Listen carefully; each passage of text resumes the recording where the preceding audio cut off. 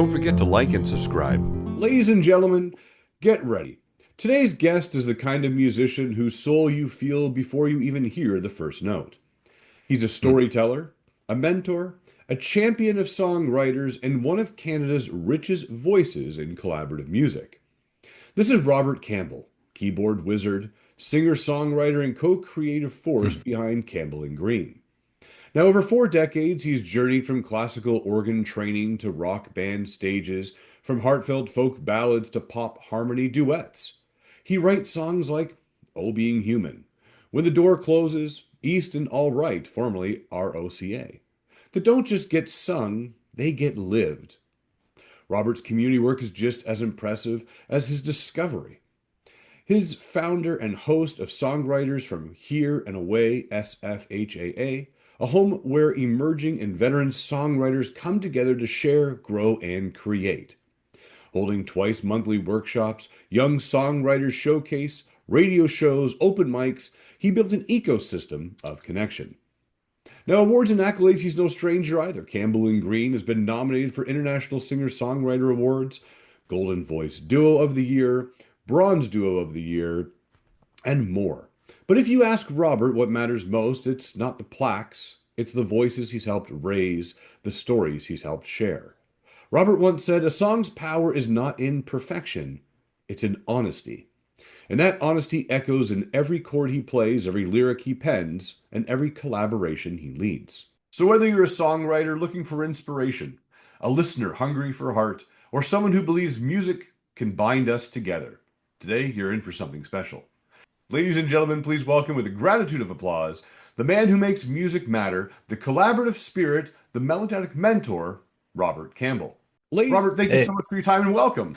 hey, Chris. Hello. Thanks. That's quite the introduction. I'm not sure I'm going to be able to meet the expectations, but I'm here.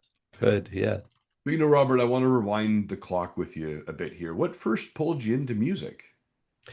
Uh, I imagine my mother probably. She said, "Why don't you take piano lessons like your brothers did?"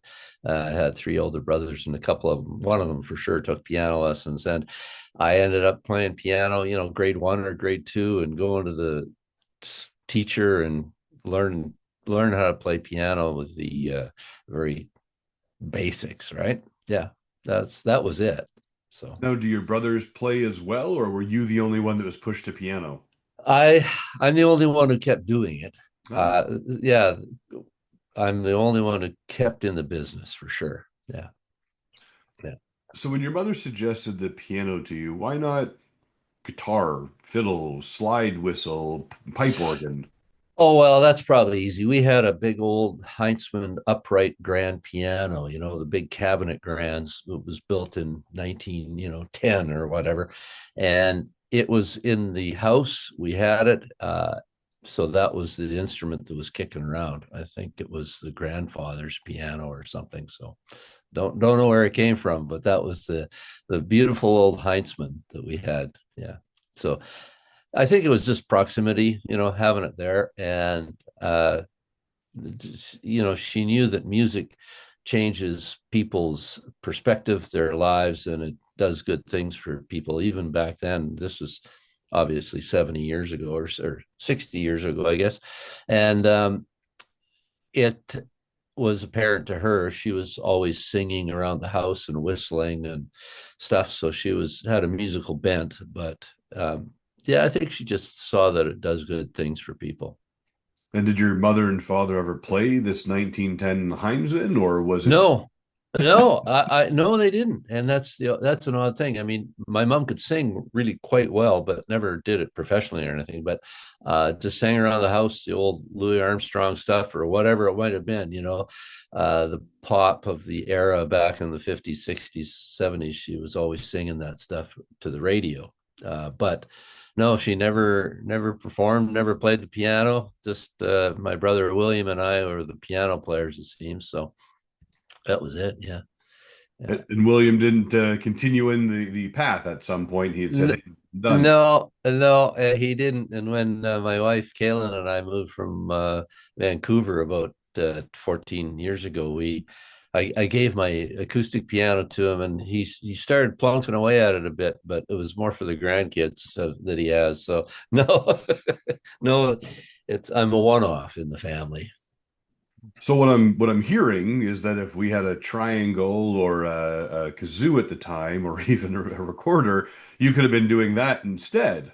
So let's Yeah, get rid of these pianos in the household and get guitars or something else for your kids, a pair of drums.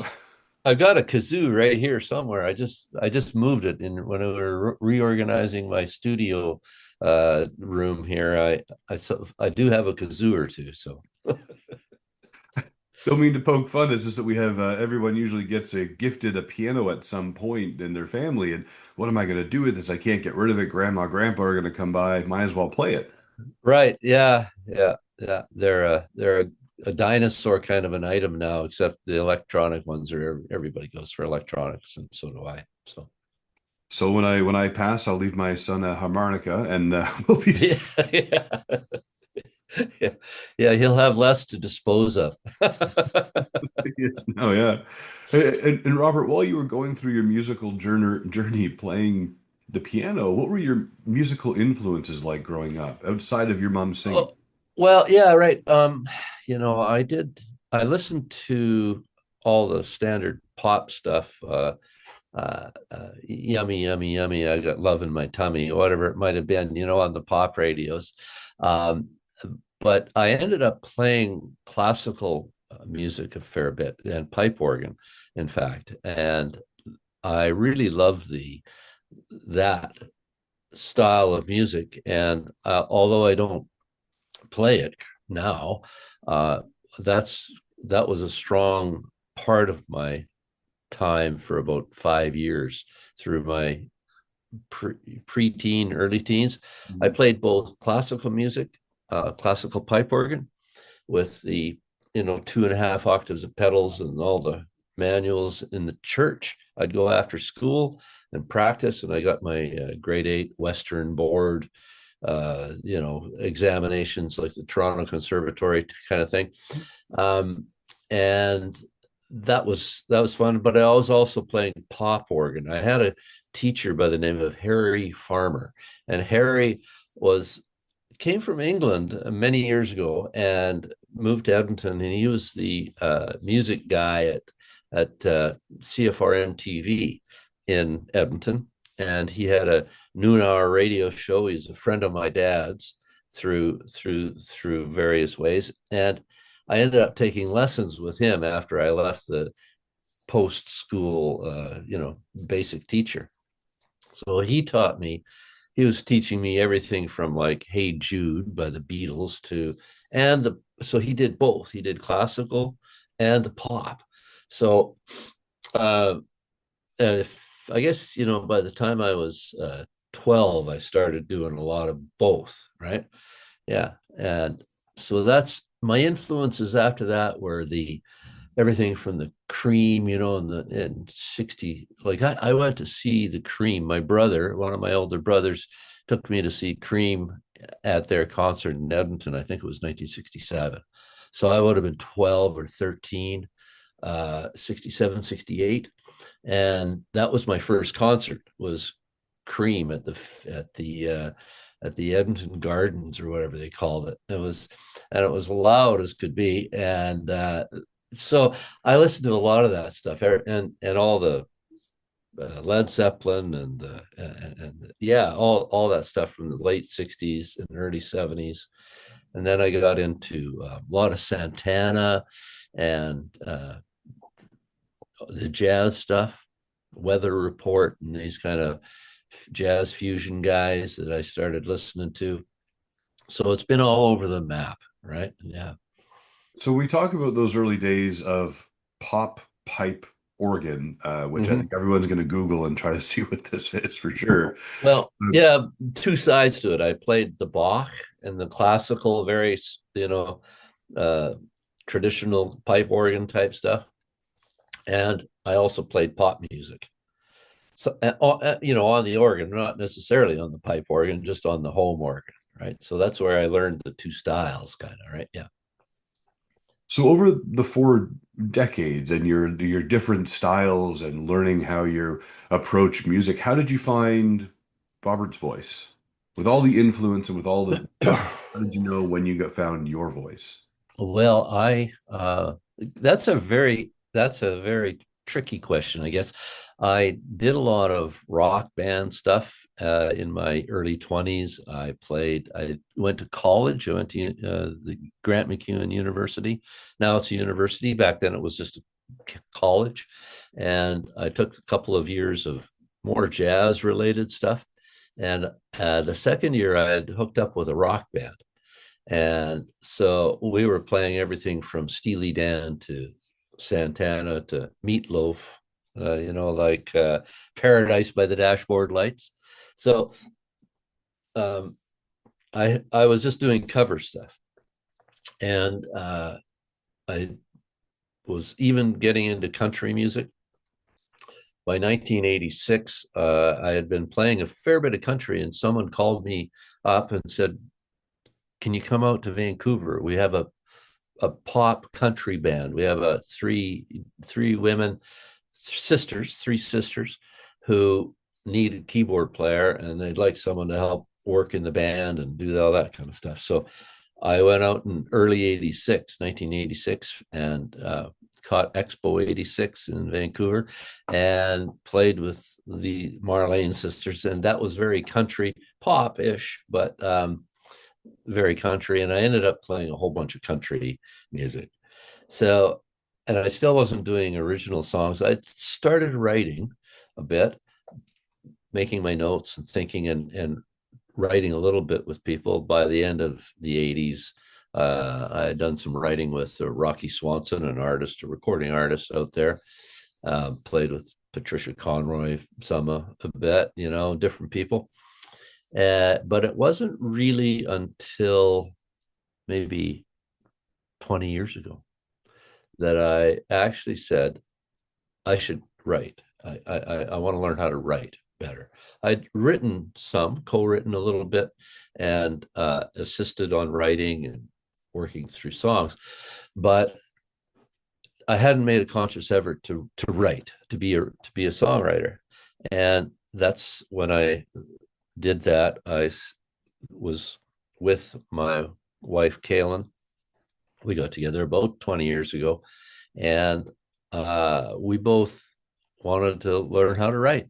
So, uh, long answer to a short question about how I found my voice. It's a long process. And I think, I guess one of the things that's important to remember is that at any point in your life, you can start a new project, right? And so 20 years ago, made a focus to learn how to do that. And so uh, I started hosting house concerts and workshops in my home with songwriters so that I could leverage that experience, right? And hosted a number of artists. Gay Delorme from Edmonton, a fantastic guitar player who's since passed away, and Tiller's Folly. Bruce Coughlin hosted him for a house concert. Hosted folks from the U.S., from England, whatever, whoever I could get to play, and I'd ask them, "Would you like to do a workshop?" And I guess Sherry Elrick of the Hometown Band and Vancouver artist, she was one of our first workshops, and I just immersed myself in it and got to know it. Right, so that's where I went with it, and that's and I think you're always finding your voice and working on it to grow whatever you're going to say. Yeah, I don't know. That's where. When we talk about the 20 years experience of creating songs on your own, do you still get I'll say, the butterflies in the stomach or the choked up where, much like you do from the very first song that you wrote on your own to the song that you wrote yesterday? Mm. Butterflies in the stomach. Yeah, I I guess sometimes you get apprehension or anticipation for the shows. I don't do too many big shows anymore because of the way things are right now for me. But I don't I don't get too nervous anymore because I say this is me. It's going to be what it is. Mhm. Here it is. And that old idea of channeling your nervousness, the butterflies that you get into excitement for the show, is very real. It's something that maybe with time you learn how to overcome.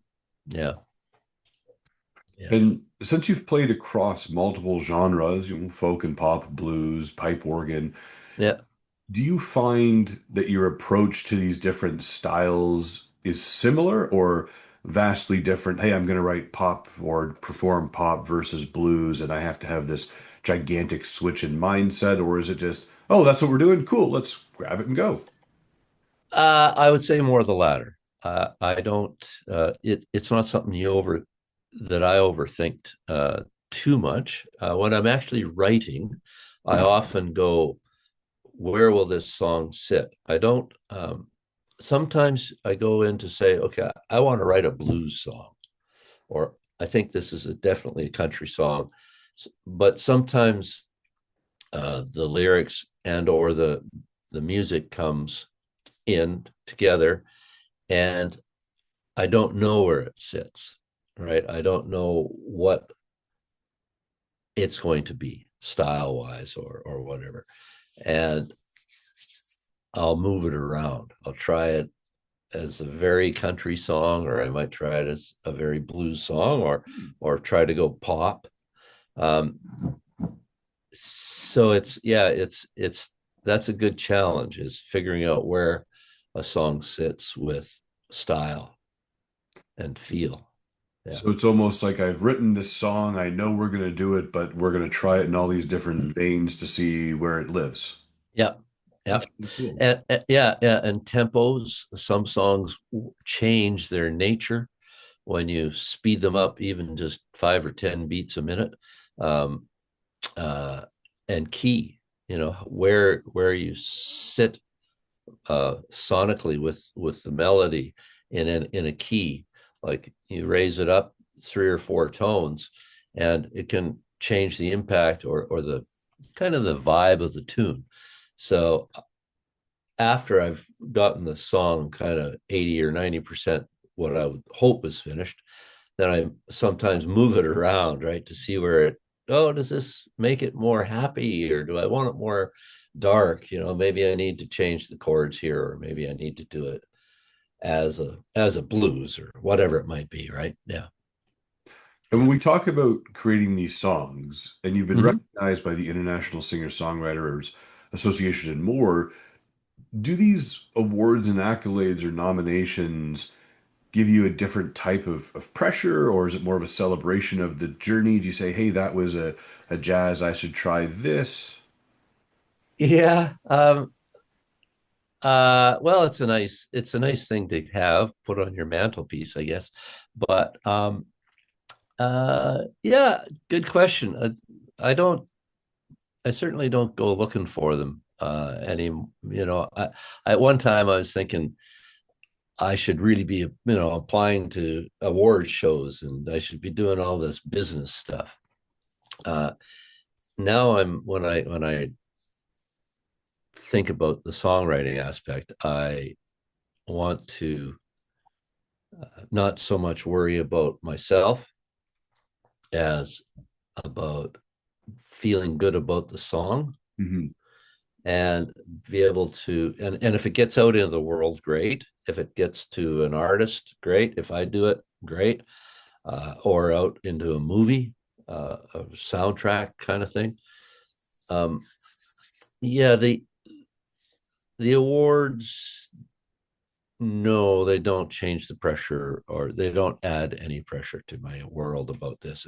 No, no. It looks good on paper, maybe for booking a gig or getting a podcast,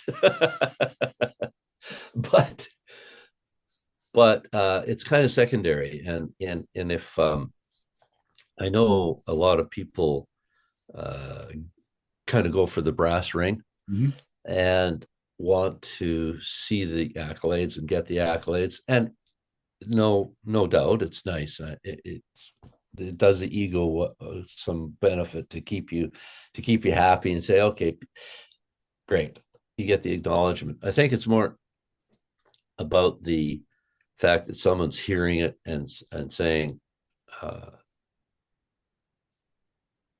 it it's worthy, Mhm. right?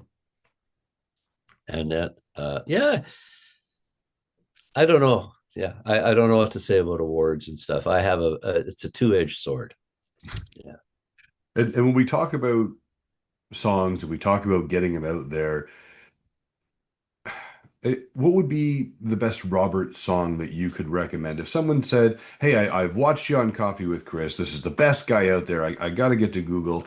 If you said, "Hey, here are the top two songs that you should listen to really get behind the Robert Campbell wheel," what would those songs be? Hmm. Uh, I guess. Well, I guess that's it. I guess let me put it this way: if I take it from the songs that people say most they like, um, "A Simple Life" is one. It's kind of a pop rock kind of tune that I wrote with a fellow by the name of Northeastern out of Ottawa. Great songwriter, great performer, which was written basically when we got together on Zoom and talked about our lives being not as good as they should have been that day.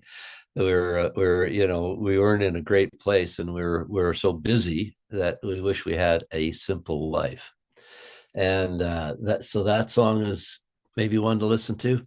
And a different style is more of a country kind of a tune called "Big Hearts in Small Towns," which gets a lot of people seem to like it, partly because it's a story, it's a true story that is embellished only to protect the innocent.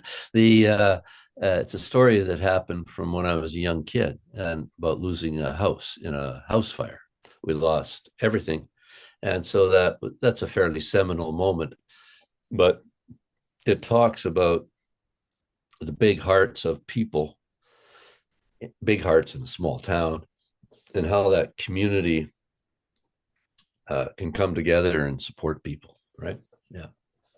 And when we talk about community and the support, and then it relates to my question here for these workshops that you've put on when you have Mm. this musical community around you. Do you find that you approach your own songwriting process differently now that you've been hosting these workshops and putting on these mentorships? Yeah, I learned a lot by being in the room and listening to all the songwriters, experienced and inexperienced. I think you learn by listening to others. You learn what you like, number one, or what you think works in a song, or what you think doesn't work. And so, yes, it changes my songwriting, especially for me. I start with music or lyrics. I have both avenues to come together. Um, so I'll just sit and improvise music, or I'll write lyric ideas, and then I try to marry things together. Um, when I listen to other people or get educated by mentors or people in the room teaching me by osmosis, just by hearing a good song, and I say, "Oh man, that's a neat thing they did there." Um, so when I start creating a song, um, I don't worry about that technical stuff, that polishing of a song, until I get the creative down. Right, you get dump out all the ideas into either on paper and on the computer, play all the ideas and see where it goes.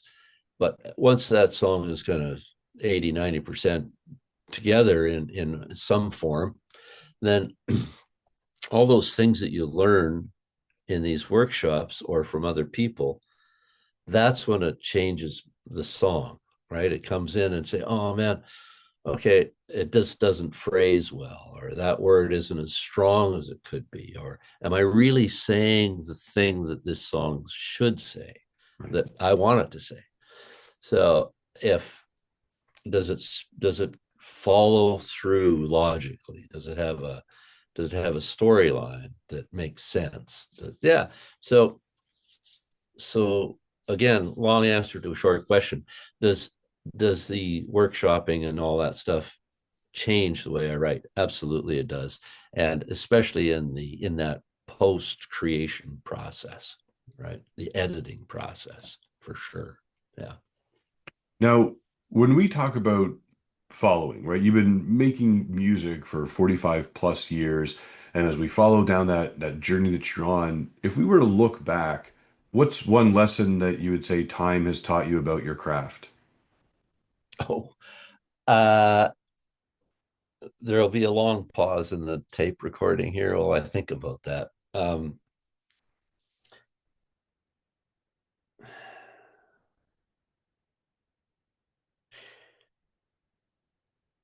Don't let yourself don't hold yourself hostage thinking that you have to be perfect. uh, it's easy to hold back from doing something by our insecurities about what we see, thinking that we're not good enough. And it doesn't matter if it's not perfect, and it doesn't matter if your song is not a hit. In the in the big scheme of things, it's more important that you go out and do something, right? And uh, especially with social media and everything, it's easy to compare yourself. But like you said, finding your voice and being who you are is super important, right? It's challenging, and for most people, including myself, it's hard to not compare or wish that you could be better, or however that works. But find a way to let that go Mhm. and just create and just do. Um, Getting out and playing gigs, getting out and playing jam sessions or open mics. That thing as an artist, that's what you do. If you're a poet, go out to poetry slams and listen to poets and whatever, right? If you're a radio broadcaster, what do? You create radio. Yeah. Yeah, yeah, yeah. And Just Robert, go. where can people learn more about you? Where can they hear your music? Where can they read about your journey? Well, I have the website rcampbell.com, which has links to most of the things I do. I have the Songwriters from Here and Away website, which, as you noted, is sfhaa.ca, which is a terrible moniker, and people laugh at me all the time. But you know what? It is what it is, like I say.